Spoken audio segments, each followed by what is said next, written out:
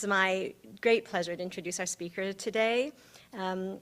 Katerina Akarepi is a lecturer at the University of Oklahoma in the School of Music. She specializes in the musical cultures of the Middle East. She holds a PhD in historical musicology from the State University of New York at Buffalo, where she wrote her dissertation on echoes of regret in late 15th, early 16th century chansons. She also earned a Bachelor of Music with a focus on ethnomusicology from Ionian University in Corfu, Greece. And her current academic interests include cultural sustainability and world music studies. And recently, she received the Alternative Textbook Grant from OU Libraries in 2023 and a Faculty Development Grant from the Israel Institute in 2024 to support her general education course on Middle Eastern music. Her ongoing research project explores the musical traditions of mountainous Dorida. Did I say that correctly? Almost. Thank you. That's in central Greece. And since 2000, her field research in that region has led to the recording of approximately 1,000 folk songs and the documentation of local musical life. And additionally, she's conducted archival research at the Folklore Research Center of the Academy of Athens, where she's studying sound archives.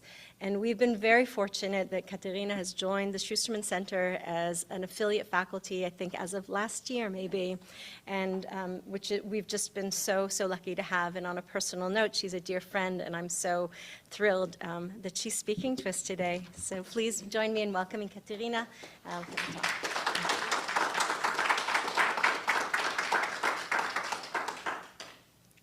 So thank you, Rona, and thank you all for being here today. This is a most welcoming community of scholars and friends, and I'm honored to be part of it. My talk is divided in two parts. In part one, I will address Jewish Thessaloniki through a reconstructed microhistory of Jacob Poliker, father of the Israeli singer Yehuda Poliker. In part two, I will explore the early stages of Greek music in Israel through Greek-Israeli singer Aris San, and will do a close listening of one of his songs. Researching for this talk has been a journey of self-reflexivity into my own cultural roots and prejudices. Why has Greek music been so extensively embraced in Israel? Why did my now good friend Yair Pinku begin singing popular Greek songs from the 70s, the first times we casually met at McKinley Elementary while we waited to pick up our kids? Initially, I assumed that this was a solitary case of an Israeli music aficionado who had memorized a few Greek songs to use as conversational icebreaker. But that was not the case. Over the past 2 years, Yair has almost never repeated the same song. It's always a new melody that he hums. Then it was the new Israeli neighbors in our family's summer house in Greece. Our first get-to-know gathering turned into an impromptu music night, alternating between singing the same melodies in both Hebrew and Greek. These encounters revealed to me a broader cultural phenomenon, an ease, even intimacy, with Greek music among many Israelis. During my college years in Greece, my ethnomusicology professor often emphasized that the Eastern Mediterranean is a uniquely interwoven musical basin. We can't examine individual musics without reflecting on neighboring soundscapes. Adopting local melodies as contrafacta, set in Ladino or Hebrew, was common practice within Jewish communities throughout Europe. Paul Feller addressed the practice within the context of early 17th century Italian musical comedies this past December for the JuSt Lunch series. During my early years as a graduate student in the US, drenched in nostalgia for Greece and all sounds Greek, my family mailed me a CD by the prominent Greek singer George Dallaras. Yet it was not what I had expected. Yes, the CD featured Dallaras, but he was singing in a mix of Greek, Ladino, and Hebrew, accompanied by the Israel Philharmonic Orchestra in a live recording from Israel, amidst emotional cheers. That was probably the first instance I realized that Greek music has an audience in Israel. And it was a song by the Laras that Yair enthusiastically sang when we first met. A song that both in its original Greek lyrics and transplanted Hebrew reflects on nostalgia, the ache of being far from your homeland. This longing is evident in Yuda Poliker's version with lyrics such as, "Don't wait endless years. A time will come when I'll return on the wing of a bird."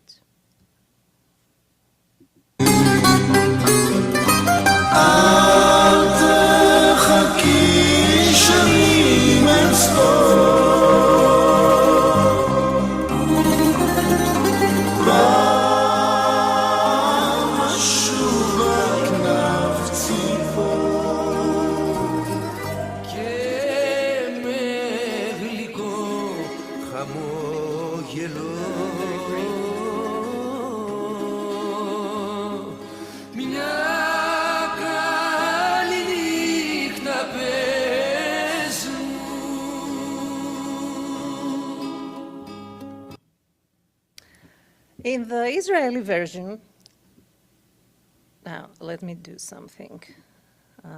No, go there. In the Israeli version, the pain of xenitia, the Greek term describing the emotional state of living away from one's homeland and profound longing for it, acquires an added layer of meaning when considered alongside Poliker's family roots. Poliker's parents were Holocaust survivors from Greece. His father, Jaco Polikaris, born in Salonika in 1915, was forcibly crammed onto one of the cattle wagon trains that transported nearly the entire Jewish population of the city, approximately 50,000 people, to Auschwitz-Birkenau in 1943.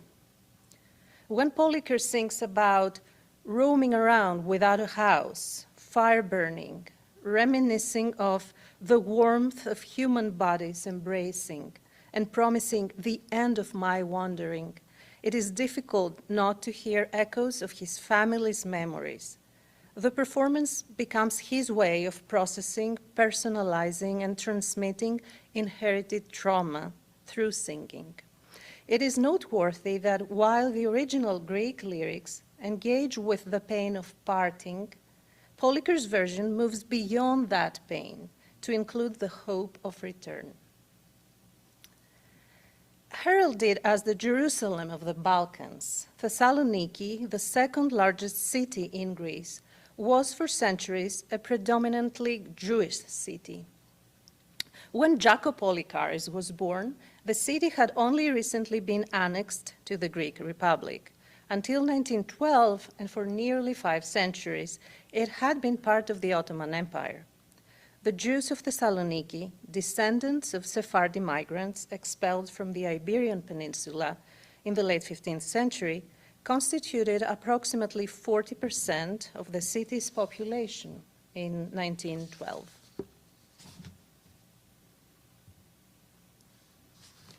A major fire in 1917 devastated the center of the city, where most Jewish residences and businesses were located, left 50,000 Jews homeless and penniless, and served as the impetus for one of the first waves of Aliyah.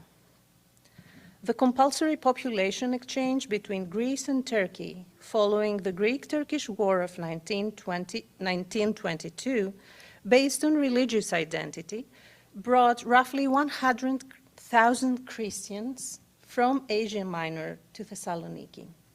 For the first time in nearly 5 centuries, the city's Jews became a minority. Jaco Polikaris grew up during a period of intense, state-driven efforts to nationalize the residents of Thessaloniki. Jaco must have attended school in Greek, as mandatory instruction in the Greek language was central to the government's homogenizing initiatives. As a teenager, Jaco likely witnessed the rise of anti-Semitic violence, which culminated in 1931 with the destruction of Jewish homes in the Campbell pogrom. Despite these pressures, his family did not join the approximately 10,000 Jews who left on the second wave of Aliyah. So there are a couple of pictures that show the refugees leaving their houses in this settlement called Campbell and moving in new neighborhoods. This was called the Teneke Male, like the teen district. And also they were hosted in Jewish schools. Some of them were sponsored by the Alliance from France. In the early decades of the 20th century, Thessaloniki functioned as a genuine cultural melting pot. Jews, Christians, and Muslims shared musical traditions, instruments, and performers. Linguistic difference, rather than musical style, was often the primary marker of religious identity. A Christian and a Jew of similar socioeconomic background would likely have listened to the same melodies. Café chantant venues catered to European musical genres, such as tango and operatic arias. In contrast, café amman establishments featured Oriental musical traditions, including Turkish melodies and rebetika, the Greek blues, from Izmir, Istanbul, and the Aegean Islands. Popular rebetiko and urban folk melodies frequently acquired new Ladino lyrics to even support liturgical texts in an effort to attract greater participation in synagogue services. The Wandering Melody of Mr. Lou is a well-known example. Here in a recording from 1951 with New York City-based Rabbi Nuftali Tzvi Margolis Abulafia from Upper Galilee, who immigrated to the US in the early 1910s. The rabbi chants Eliyahu Hanavi on the melody of Mr. Lou. Eliyu Yanovi, Eliyu Yatishbi, Eliyu Yagilodi, Bemerab Yova Eleni, Emishir Bandore, Isha Shekine, Lishamokeh, is Bisha Shulaim, Aliadikisi. Ich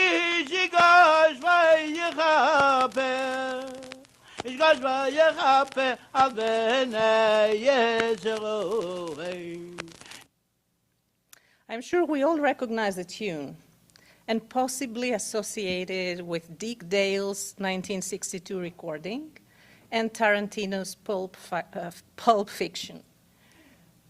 The tune was reportedly shared in the early 20th century among Greek, Turkish, Jewish, and Armenian musicians known as Mr. Lou, meaning a girl from Egypt. Here is the opening of the first ever recording from 1927 with Istanbul-born U.S. immigrant Greek singer Tetos Dimitriadis, and this is sung in Greek.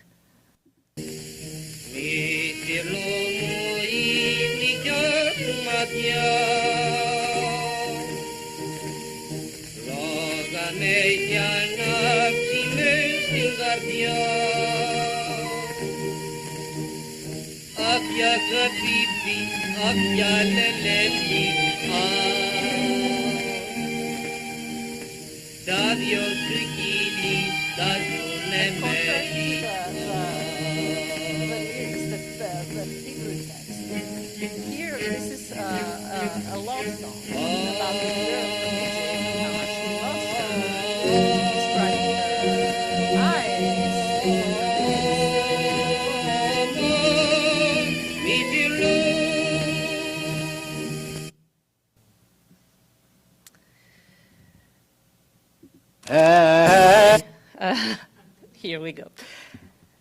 So this image and the one that follows, I've been looking at them over the past few weeks, and they make me emotional, and I'll explain why.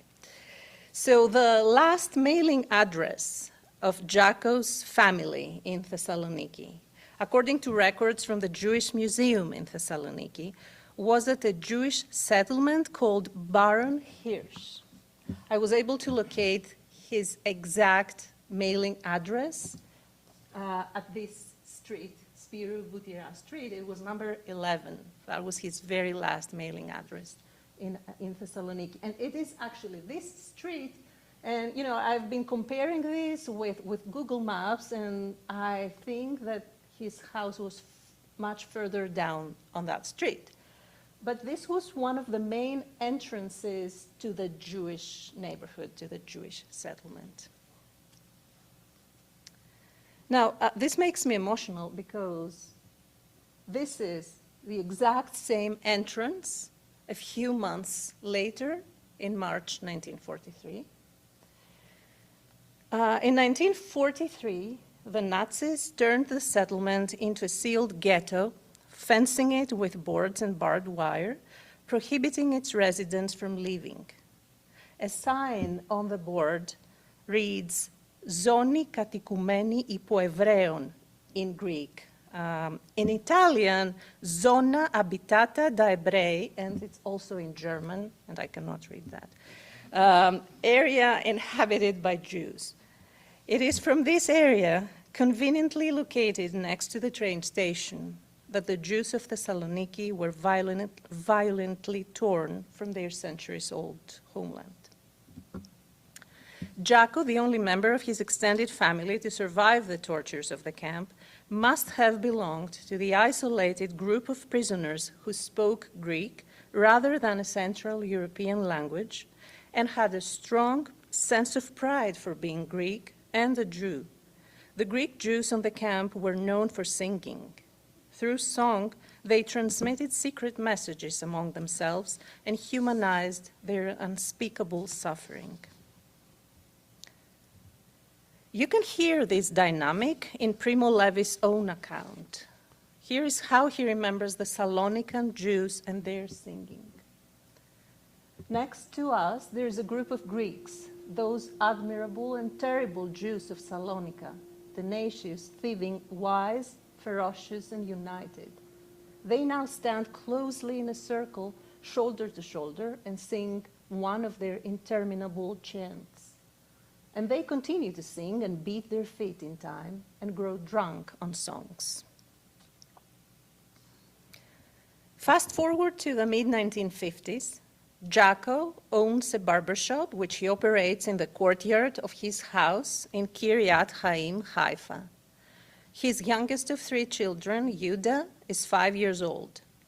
Sarah and Jaco live a life torn between reminiscing about their life in Greece, quote, listening to melancholic Greek music that brought the past back in new home, end quote, while permanently marked by deep emotional scars as Holocaust survivors. Yuda often felt as though he served as his parents' wailing wall, sharing that, I grew up in a concentration camp without fences. Several archival recordings exist of one such piece of melancholic Greek music, to which Greek Holocaust survivors frequently return when recounting their experiences in the camps. This song opens with the Greek words Thessaloniki mou glykia, translated as my sweet Thessaloniki, glorified homeland, when will the time come for us to live united? It then proceeds to depict the dehumanizing conditions endured in the camps. In this recording, we will listen to 73-year-old Jaco Poliker alongside Sarah.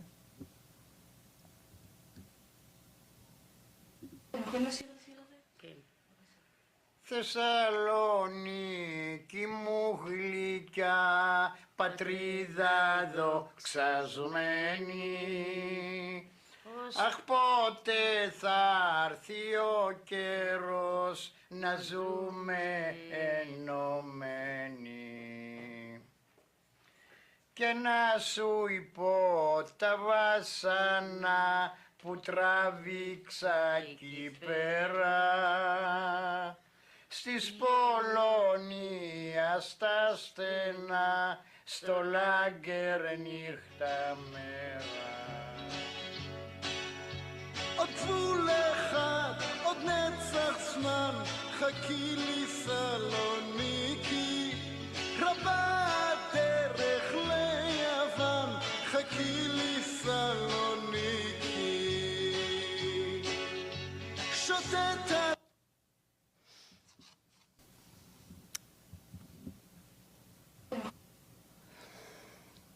Around that time, in the mid-1950s, south of Tel Aviv, in the city of Jaffa, Café Ariana was growing in popularity among working-class Mizrahim and Holocaust survivors from the Balkans who worked at the Jaffa port. Families from Thessaloniki would visit to eat Greek food and listen to the band of Daviko Pinchon, a musician from Thessaloniki, active in the Greek music scene of Jaffa since 1949.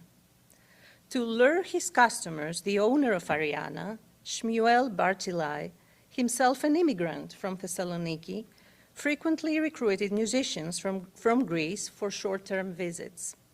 And that's how a 17-year-old Aristotelis Seisanas, who had been singing in tavernas in the historic center of Athens since the age of 11, arrived in Ariana and joined Pichon's band under a new stage name, Aris San.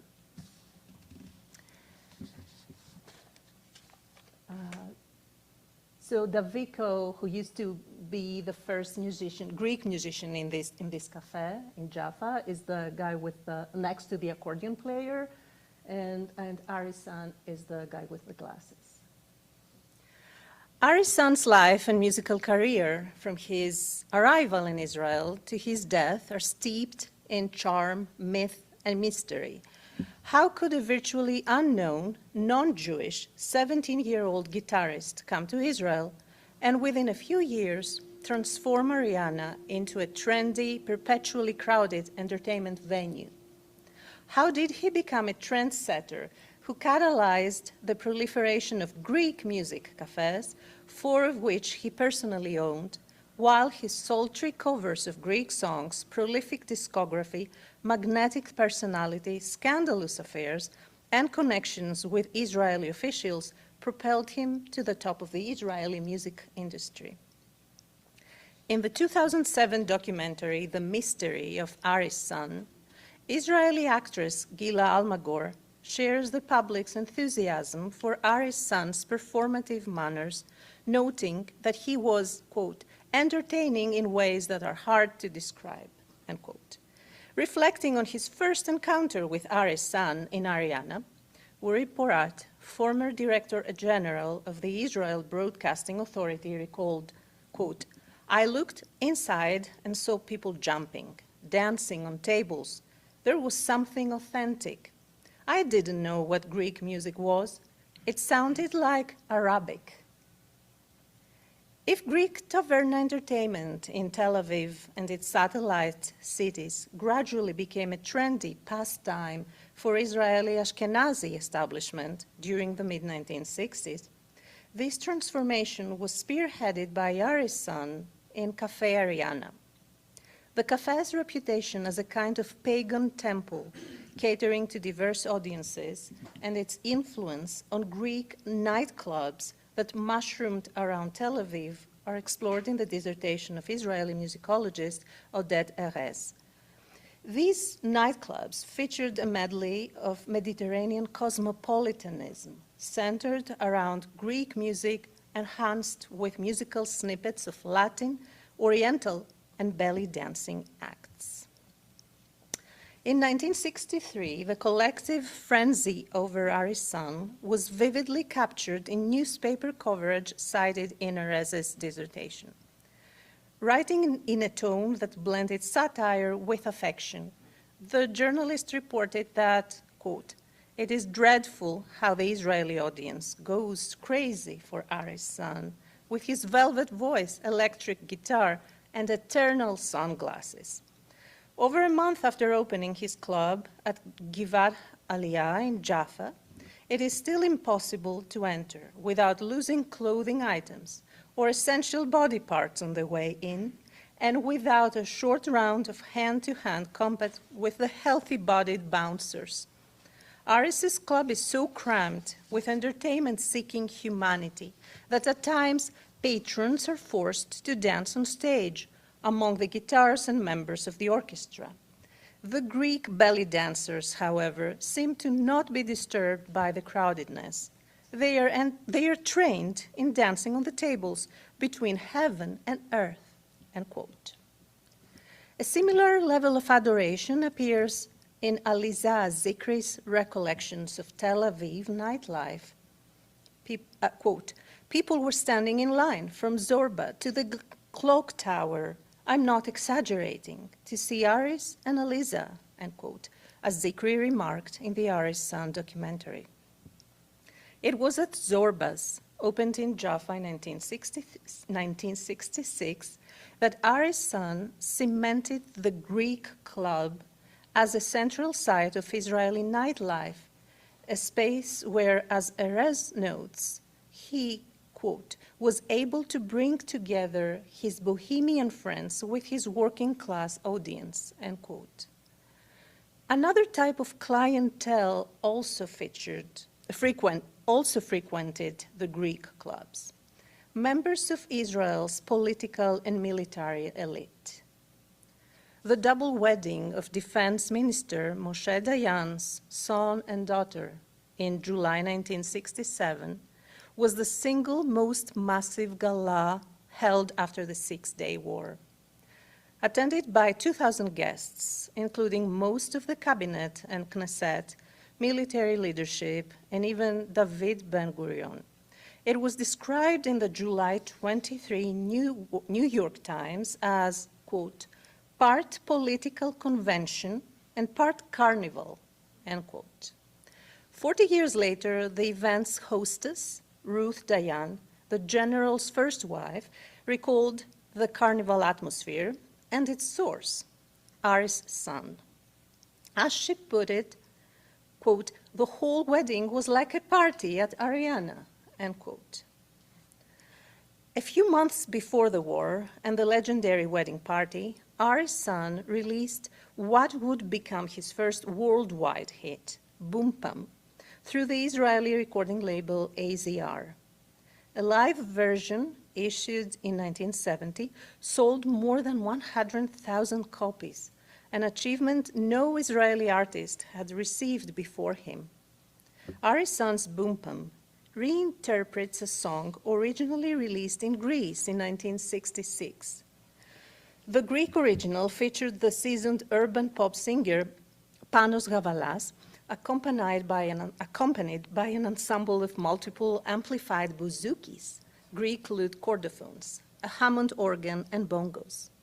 The sound of the original evoked emotional, ornamented singing and an oriental flavor in his vocal timbre, punctuated by Latin-sounding percussion.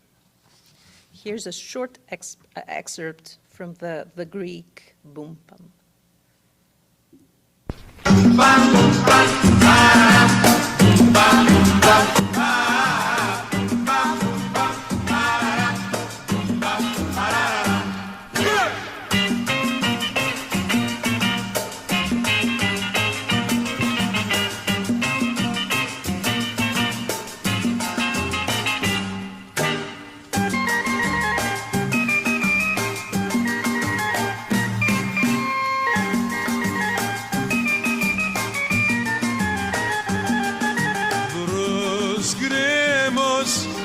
Μπρος γκρεμός και πίσω ρέμα είναι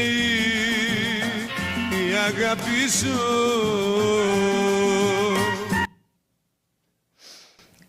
We're going to do a close listening of Aris' son's Boom Pam. I will be playing shorter fragments, then pause to direct your attention to specific musical elements and continue listening. Aris Sun's refreshing cover fuses Western and Middle Eastern musical elements in a daringly postmodern blend. It opens with an electric guitar solo. It is a non-metrical, heavily ornamented improvisation similar to the Middle Eastern genre of takasim, exploring a musical mode. Aris had been known for his novel covers of Greek songs, highlighting a fresh sound based on his electric guitar riffs influenced by Californian surf rock to mimic the Greek bouzouki.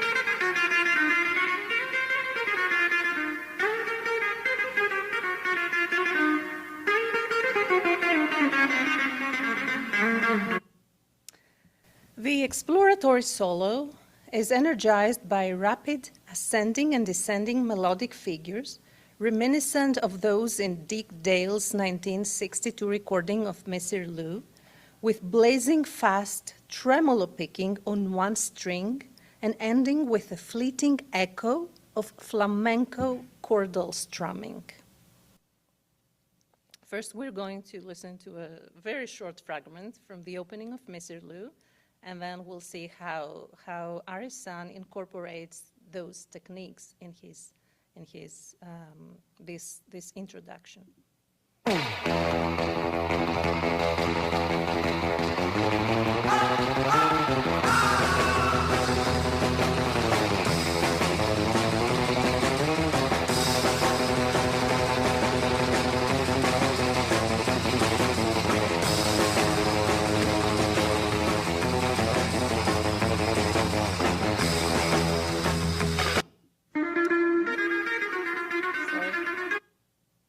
Go here now.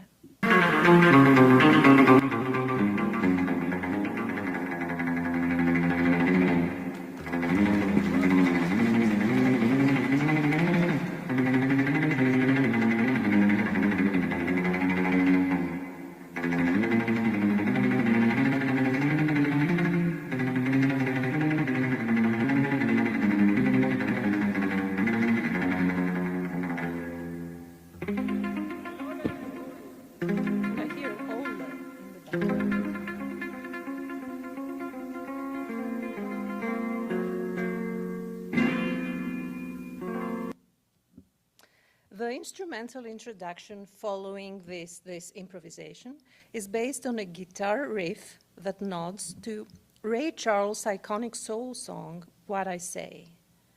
Instrumental melodies played on the bouzouki and organ in the Greek original, are played by Aris Sun on the electric guitar.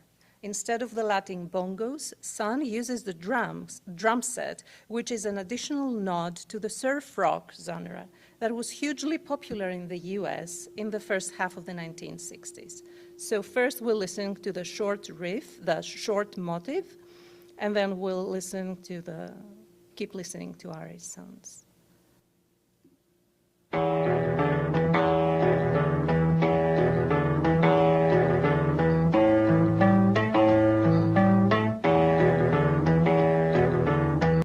And here comes Aris.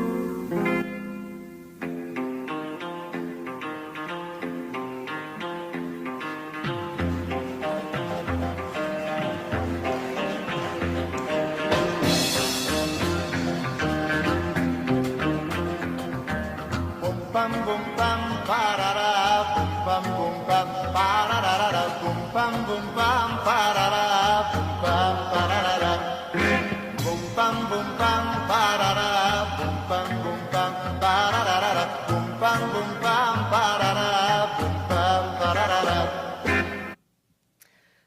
Aris's vocal delivery further enhances this eclectic sensibility. Agile phrasing, ornamental bends, a resonant voice that departs from the more oriental voice of the original, a deliberately inflected Greek that mimic a foreigner's accent, producing a pseudo-cosmopolitan effect.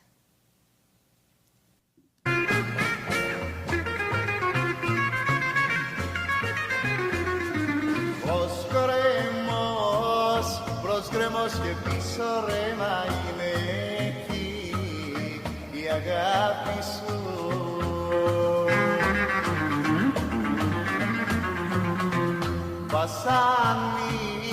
Βασανίζομαι για σένα, μα χαλάλι σου. Approximately 2 minutes later, Aris sings his catchy boom-pam melody for the last time before proceeding on a high-energy electric guitar solo featuring repetitive, modular, oriental-sounding melodic motifs above a wildly popular belly-dancing Arabic rhythm called malfouf. Malfouf means cabbage or wrapped in Arabic. This is also the Arabic name for the beloved rolled cabbage leaves filled with rice and meat, a favorite throughout the Middle East. Malfouf alludes through its meaning to the hypnotic loop rhythmic feel.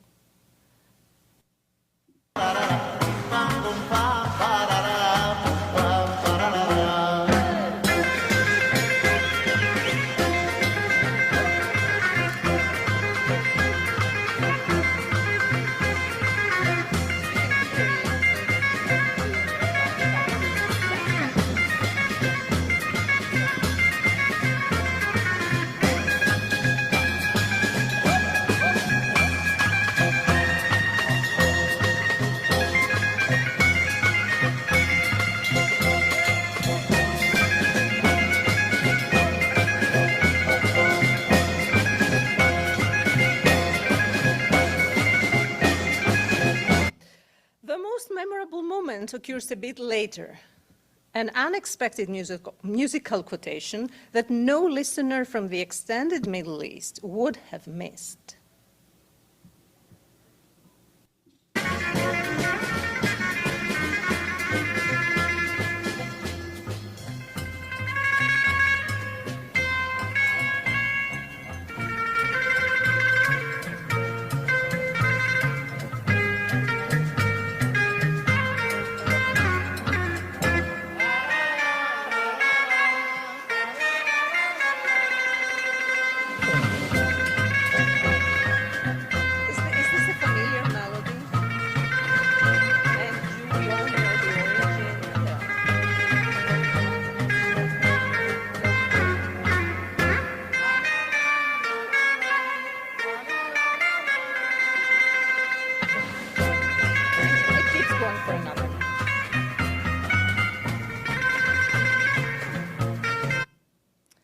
This 1-minute-long quotation is taken from the instrumental opening of Enta Omri, a song hailed across the Arab world and commonly described as the longest and most beautiful Arabic song ever written. A collaboration between the leading Egyptian classical music composer Mohammed Abdel Wahab and the mother of the Arabs, Kulthum, by order of President Gamal Abdel Nasser, Enta Omri took a year to complete with unprecedented press coverage following each step of the process. Premiered in February 1964 at an unforgettable first night that lasted 2 hours due to the copious amount of repetition and improvisation characteristic of Kulthum's style, the song achieved record sales and later became the flagship of Kulthum's fundraising concerts across the Middle East and Europe after the 1967 defeat to support Egypt and Pan-Arabic unity. It is fascinating to consider the double life of Enta Omri in the months immediately following the Six-Day War through Kulthum and Aris' son. Two incredibly charismatic singers devoted to nationalist causes. Kulthum performing at Olympia Theatre in Paris to raise funds under the slogan Art for the War Effort, and Ari's son touring the newly annexed territories, performing for Israeli soldiers. I doubt he would not have included his newly released hit in those musical tours. Why did Ari's son choose to quote Entaumri? As a musician with an ear for contemporary trends, he may have been drawn to the power of Entaumri's opening melody.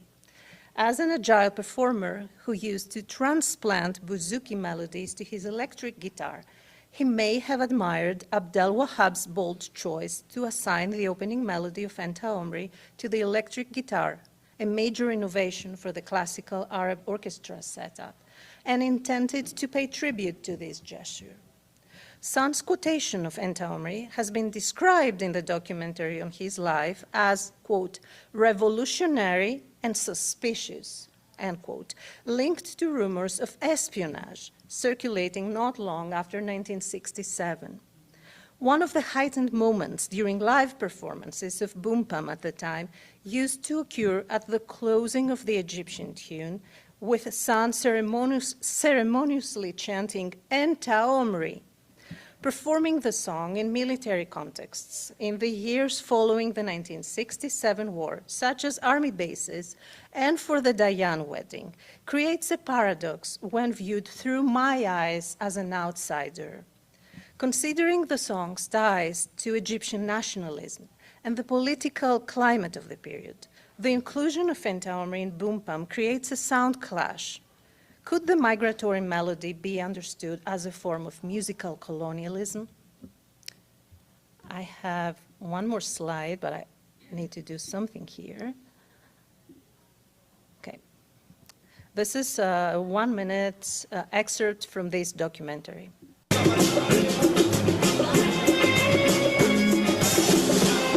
החתונה הישראלית של כל הזמנים היא החתונה הכפולה של ילדי משפחת דיין בשנת 67. כל מישהו ומשהו נמצא שם, ואריס שר על הבמה.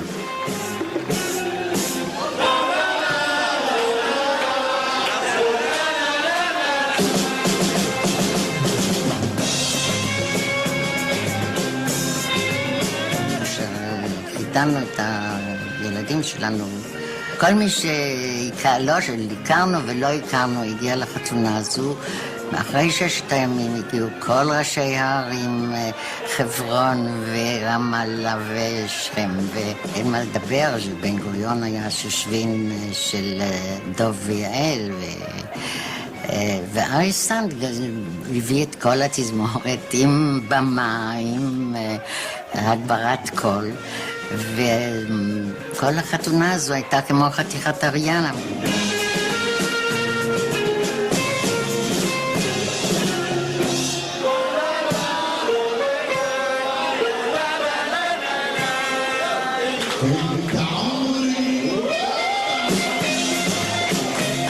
אריס מופיע ברחבי הארץ עם השיר. It is worth considering that while Kulthum was loved among Mizrahim and was aired on Arab music stations within Israel during the 60s, record sales of her music were banned in Israel. As Erez discusses, listening to Arabic music at that time was a taboo for the children of Mizrahi immigrants. Erez cites a verse by the Israeli poet Eli Eliyahu that refers to Arab radio stations as stations of shame. Evidence of this internalized shame appears in the testimony of Amir Hayek, Israel's ambassador to the UAE in the early 2020s. Quote, "As a child, I was ashamed of my parents who listened to Arab music," end quote. As Erez reports, children in Mizrahi families used to, quote, turn down the volume on their parents' radio sets or close the windows so the neighbors wouldn't hear the music, end quote. With Boom Pam, a staple Arabic melody migrates to Israel and becomes part of a new Mediterranean sonic landscape. Erez uses the term Greek washing to describe how Greek music served as a cultural negotiator, enabling Mizrahi Jews to embrace a hybrid alternative to their Oriental music. to Greek-wash Mizrahi musical identity through Greek Oriental-influenced sounds. It was in the 1970s that Muzika Mizrahit was recognized as a new music genre that blended the musical tastes of Oriental Jews, partly through covers of Greek, Turkish, and Arab songs. Yet Bumpam had already paved the way by circulating an Arabic melody without carrying the stigma of Mizrahi identity as synonymous with the supposedly impure Oriental. Greek washing became most apparent in the 1980s, with Oriental-sounding Greek covers set in Hebrew by Mizrahi singers such as Zohar Argov and Chaim Moshe, blasting in Tel Aviv's central bus station and circulated through cassette tapes, but excluded from official channels. In contrast to Arisan's eclectic Mediterranean sound, the Greek-infused Mizrahi music of the 1980s sounds heavily Oriental. That's not surprising, given that many of the original Greek melodies were themselves borrowed from Arab, Turkish, or even South Asian songs in the first place. And while Greek washing as a negotiator for Arab music is a compelling reason that may partially justify the broad popularity of Greek music in Israel, I believe that we need to go back into the formative years of modern Israel, re-emphasize the role of Greek Jews in Jaffa, the few thousands who moved in from a culturally rich, multi-ethnic Thessaloniki and the rest of Greece, and acknowledge that for those Greek Jews and their descendants, this has been their music, a soundtrack of home, memory, and community. And as such, Greek music runs into the musical veins of modern Israel. That was my talk. Thank you.